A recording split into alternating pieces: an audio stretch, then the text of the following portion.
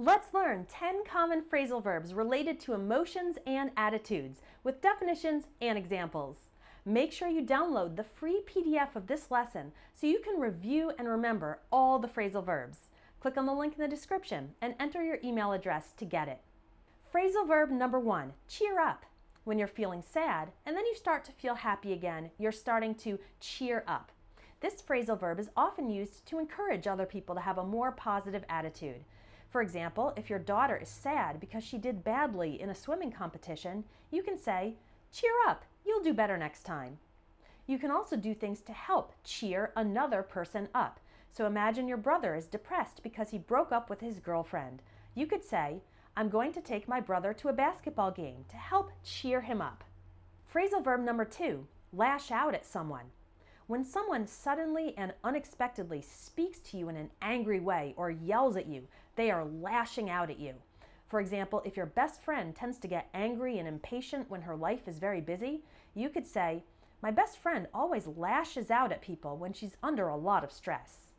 Phrasal verb number 3, crack up. To crack up is to suddenly start laughing. We can also say burst out laughing. For example, if something funny happens during English class, you could say, the whole class cracked up when the teacher spilled her coffee all over her desk. Number 4, calm down. The phrasal verb calm down is used to describe the process of going from angry or agitated to more relaxed or calm.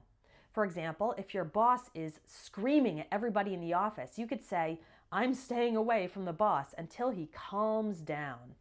Phrasal verb number 5, choke up. When you feel such strong emotion that it's difficult for you to talk, this is called choking up.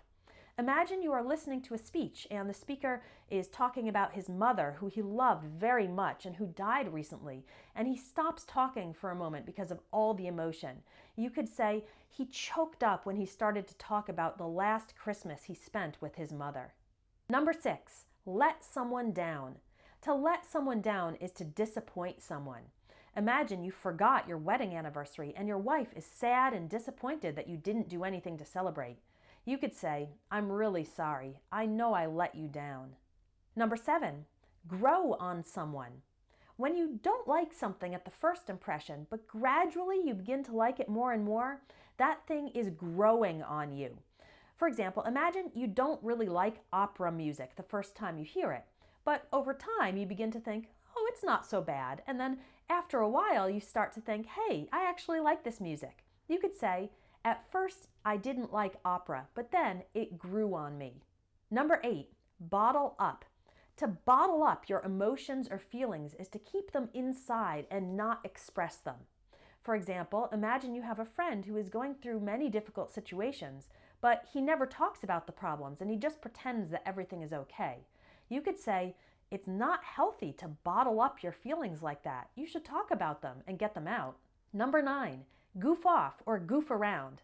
These phrasal verbs mean to act silly, not being serious. If there are 3 students in your class who are always talking and laughing during the lesson, passing each other notes, watching videos on their cell phones, and not listening to the teacher might say, pay attention and stop goofing off. Phrasal verb number 10, lighten up and loosen up. These phrasal verbs mean to take things less seriously, not be so rigid and humorless. So when someone is too serious and they seem incapable of smiling, laughing, or being relaxed, you can say, she really needs to lighten up. If you want to be fluent in English, you need to know phrasal verbs like these. But most traditional English textbooks don't focus on them. My Phrasal Verbs in Conversation course will teach you 500 common phrasal verbs in the context of everyday dialogues. By listening to and reading the conversations, you'll understand naturally how each phrasal verb is used in spoken English, and there are plenty of quizzes and exercises for you to practice using the phrasal verbs yourself. Click on the link in the description or visit espressoenglish.net to join the Phrasal Verbs in Conversation course.